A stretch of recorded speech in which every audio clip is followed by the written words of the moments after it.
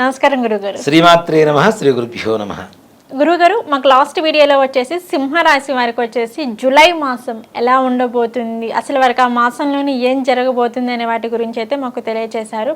ఇక మనం తదుపరి రాశి చూసుకున్నట్లయితే కన్యా రాశి. మరి ఈ కన్యా రాశి వారికి కూడా వచ్చేసి ఈ మాసం అంటే జూలై మాసం వారికి వీరికి ఎలా ఉండబోతుంది అంటారు? ముఖ్యంగా ఏంటంటే ఆదాయం పరంగా ఉద్యోగస్తులకు కానీ లేదంటే వ్యాపారస్తులకు కానీ, సో మరి ఇట్లా అన్ని రంగాల వారిని మనం చూసుకున్నా కానీ ఈ జూలై మాసం అనేది ఎటువంటి ఫలితాలను ఇవ్వబోతుంది అంటారు గురువుగారు? ఈ జూలై మాసంలో కన్యా రాశి వారికి విశేషమైనటువంటి యోగం ఉంటుంది.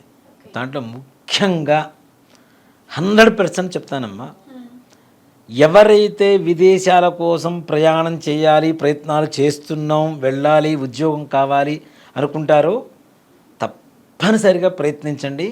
చిన్న ప్రయత్నంతో మంచి ఫలితాన్ని పొందేటువంటి అవకాశం సంపూర్ణంగా కనపడుతుంది. జూలై మాసంలో కన్యా రాశి వాళ్ళకి కేతుగ్రహ ప్రభావం ఎక్కువగా ఉంటుంది. అలాగే ఆరోగ్య పరిస్థితిలో ఈ చర్మ సంబంధమైనటువంటి ప్రాబ్లమ్స్ వచ్చేటువంటి అవకాశం ఉంది, ఆ వ్యాధులు వచ్చేటువంటి అవకాశం ఉంది. కాబట్టి కొంచెం జాగ్రత్త. ఇప్పుడు మనకి తెలియకుండా కింద పడిపోయి మచ్చలు పడిపోవటం ఇలాంటివి కూడా వాటి కిందకే వస్తూ ఉంటాయి. ముఖం మీద కావచ్చు, చేతుల మీద కావచ్చు, కాళ్ళ మీద కావచ్చు.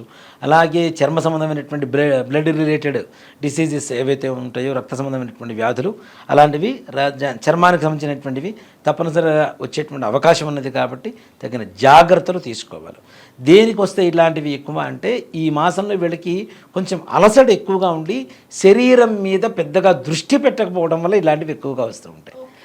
వీళ్ళు విదేశీ ప్రయాణం అంటే తప్పనిసరిగా చిన్న ప్రయత్నంతో సఫలీకృతం అవుతుంది. కానీ మిగిలిన పనులు ఏవైతే ఉన్నాయో అన్నీ కూడాను దానికి తగ్గ శ్రమ మాత్రం తప్పనిసరిగా అవసరం అవుతుంది. ఎంత శ్రమ పడితే, ఎంత కష్టపడితే అంత ఫలితం మీ చేతుల్లో ఈ యొక్క కన్యా రాశి వారికి జూలై మాసంలో తప్పనిసరిగా ఏదో ఒక దేవత తీసుకొచ్చి మన చేతిలో ఫలితాన్ని పెట్టినట్టే ఉంటుంది. ఇప్పుడు మనం ఇంత పిండి పెట్టుకుంటే ఇంత రొట్టె వస్తుంది కదా, ఇంత పిండి పెట్టుకుంటే ఇంత రొట్టె వస్తుంది కదా, అలాగే మనం పడేటువంటి కష్టాన్ని బట్టి ఈ జూలై మాసంలో కన్యా రాశి వారికి ఉండేటువంటి ఫలితం కూడా ఉండబోతుంది. సో మనం ఎంత కష్టపడితే అంత ఫలితం అనేది వస్తుంది. కొంచెం లేజినెస్తో బతికిచ్చాము అంటే ఆటోమేటిక్గా తగ్గిపోతూనే ఉంటుంది. కాబట్టి కష్టపడండి, తప్పనిసరిగా మంచి ఫలితాన్ని పొందుతారు. అలాగే విద్యార్థులు వీళ్ళు కూడా తప్పనిసరిగా మంచి ఉత్తీర్ణత పొందేటువంటి అవకాశం ఉంది, మంచి మార్కులు వస్తాయి. అలానే వీళ్ళలో ర్యాంక్ స్టూడెంట్స్ మనం చూస్తుంటాం కదా, 1, 2, 3, 4 అని. అలాంటి ర్యాంక్ స్టూడెంట్స్ కూడా కన్యా రాశిలో ఉండేటువంటి వ్యక్తుల్లో వచ్చేటువంటి అవకాశం బాగా కనపడుతూ ఉంది. అంటే విద్యార్థుల ఉత్తీర్ణత ఎక్కువ శాతం కన్యా రాశిలో ఉండేటువంటి వాళ్ళకి బాగా కనపడుతుంది. మంచి మార్కులు కూడా మంచి ర్యాంకులతో ఓ మాట చెప్పాలంటే. కాబట్టి అలాంటి వాళ్ళకి మంచి అవకాశం ఉంటుంది. అలాగే భార్యాభర్తల మధ్య చిన్న చిన్న చికాకులు వస్తుంటాయి. కొంచెం సర్దుకుపోతే చాలు, మరలా ఆనందమయంగా వీళ్ళ జీవితం మారుతుంది. ముఖ్యంగా వీళ్ళు డబ్బులు బాగా ఖర్చు పెట్టేటువంటి సమయం కూడా ఇది. విహారయాత్రలు, తీర్థయాత్రలు, అలాగే ఇంట్లో ఉండేటువంటి శుభకార్యాలు చేయాలి అనుకోవటం. అలాగే అంటే ఎన్నో రోజులైంది మన ఇంట్లో ఏదైనా శుభకార్యం చేసి ఏదైనా వ్రతం చేసుకుందామని చెప్పి 100 మందిని పిలుచుకొని భోజనాలు పెట్టుకోవడం, తద్వారా దైవ కార్యాల ద్వారా వీళ్ళు డబ్బులు ఎక్కువగా ఖర్చు పెట్టేటువంటి అవకాశం ఉంటుంది. దైవానుగ్రహం పొందుతారు కాబట్టి అది ఖర్చుతో సమానం కాదు అనేది చెప్పుకోవచ్చు తప్పనిసరిగా. కాబట్టి దైవానుగ్రహానికి, దైవ కార్యాలకి, అలానే ధర్మ కార్యాలకి ఎక్కువగా డబ్బుని వెచ్చిస్తూ ఉంటారు. వీళ్ళు ఎలా వెచ్చిస్తూ ఉంటారో అలానే ఆదాయం కూడా వీళ్ళకి పెరుగుతూనే ఉంటుంది. తప్పనిసరిగా దైవానుగ్రహం ఉంటుంది. అలాగే ఇంట్లో కుటుంబ పెద్దల అనారోగ్య పరిస్థితి కూడా మెరుగుపడి ఆరోగ్య పరిస్థితి బాగా ఉంటుంది, మంచిగా ఉంటుంది. అలాగే ముఖ్యంగా సోదర వర్గ బంధువులు ఎవరైతే ఉంటారో వాళ్ళ నుంచి వీళ్ళకి సంపూర్ణమైనటువంటి సహాయ సహకారాలు అందుతాయి. ఇప్పుడు నేను ఒక ఊర్లో ఉంటున్నాను, సిటీలో, నాది ఒక పొలం ఉంది, మా అన్నగారు వేరే ఊళ్ళో ఉన్నారు. ఇప్పుడు సాధ్యమైనంత వరకు వాళ్ళు చూస్తూ ఉంటారు. కానీ అంతకుముందు వీళ్ళిద్దరి మధ్యలో ఏదైనా గొడవలు వచ్చి అవి వాళ్ళు చూడలేకపోయినా ఈసారి మాత్రం ఈ జూలై మాసంలో సహోదర సంబంధం సత్సంబంధాలుగా మారుతూ అక్కడ ఉండేటువంటి వ్యవహారాలన్నీ కూడాను మీ మాట తీరుని బట్టి వాళ్ళు తప్పనిసరిగా చక్కబట్టేటువంటి అవకాశాలు ఉన్నాయి. తద్వారా లాభాన్ని పొందవచ్చు. అంటే కుటుంబంలో సౌఖ్యం పెరుగుతోంది, బంధువర్గం అంతా కూడా ఒకటవుతుంది. వాళ్ళ వల్ల కూడా సంపూర్ణ సహాయ సహకారాలు వీళ్ళు అందుకునేటువంటి అవకాశాలు ఉన్నాయి. ఈ విదేశీ ప్రయాణాలకు కూడా మంచి అవకాశం నుంచి ఇందాకనే చెప్పుకున్నాం.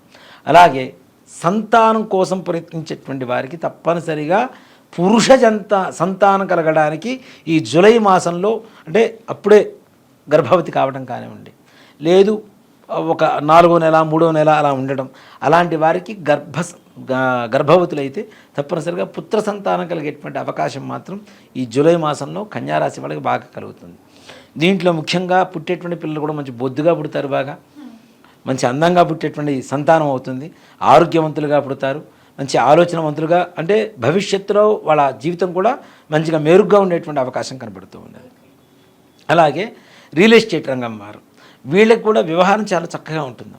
ఏదైతే ఎన్నో రోజుల నుంచి ఎదురు చూస్తున్నటువంటి బాధలు ఏవైతే ఉన్నాయో ఇవన్నీ కూడా తొలగిపోతాయి. దాంతోపాటు మంచి ఆర్థికపరమైనటువంటి సంపాదన ఉంటుంది.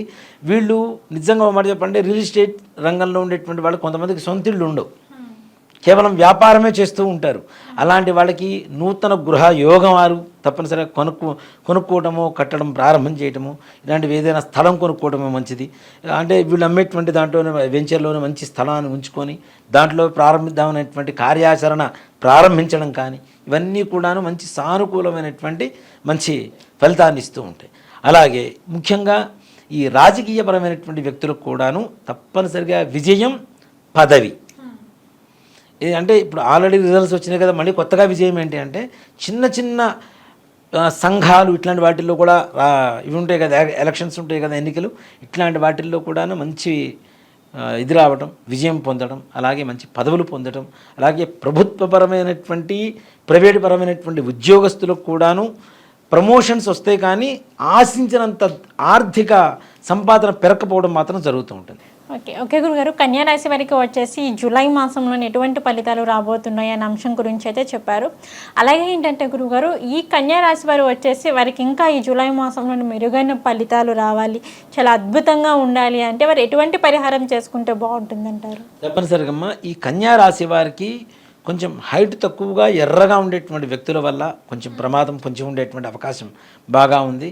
అంటే వీళ్ళని మోసగించేటువంటి వ్యక్తులు పరిచయం అవుతూ ఉంటారు, లేదా అంతకుముందు పరిచయం ఉన్నటువంటి వ్యక్తులైనా కావచ్చు. ఇట్లాంటి వాళ్ళతో మాత్రం తగిన జాగ్రత్తలు అవసరం. ఆర్థికంగా కుటుంబంలో భార్యాభర్తల మధ్య ఏదైనా విభేదాలు రావడానికి ఇలా ఇతర వ్యక్తుల వల్ల ఎక్కువగా రావడానికి అవకాశం ఉన్నది. కాబట్టి వాళ్ళని ఎక్కువగా ఇంట్లోకి రానివ్వకుండా ఎంతవరకు ఉంచాలో అంతవరకు ఉంచుతూ వాళ్ళతో ప్రవర్తించడం అనేది మంచిది. అలాగే ఈ కన్యారాశి వాళ్ళు ముఖ్యంగా సుబ్రహ్మణ్యేశ్వర స్వామి వారి దేవాలయానికి వెళ్ళాలి. ప్రతి మంగళవారం సుబ్రహ్మణ్యేశ్వర స్వామి వారికి అభిషేకం చేయించి, సజ్జలు అని చెప్పి మనకి బయట ధాన్యం అమ్ముతుంటారు, సిరిధాన్యంలో అది ఒక రకం. ఈ సజ్జలు కొద్దిగా నానబెట్టి స్వామివారికి నివేదన చేయండి, బెల్లంతో సహితంగా నివేదన చేసి అది ప్రసాదంగా అందరూ స్వీకరించడం ద్వారా సుబ్రహ్మణ్యేశ్వర స్వామి వారి అనుగ్రహం చేత అనారోగ్య సమస్యలు కానివ్వండి, లేదంటే ఏ రకమైనటువంటి చిన్న చిన్న సమస్యలున్నా, శత్రుబాధలున్నా అన్నీ కూడా తొలగిపోయి సుఖంగా ప్రశాంతంగా జీవనం సాగించడానికి అవకాశం లభిస్తుంది. ఓకే గురుగారు, కన్యారాశి వారికి వచ్చేసి జూలై మాసంలోని వారికి ఎటువంటి ఫలితాలు రాబోతున్నాయి, అలాగే వారి యొక్క జాతకంలో ఏమన్నా చిన్న చిన్న దోషాలు లాంటివి ఉన్నా కానీ దానికి ఎటువంటి పరిహారం చేసుకుంటే బాగుంటుంది అనే వాటన్నిటి గురించి అయితే మాకు చాలా చక్కగా తెలియజేశారు.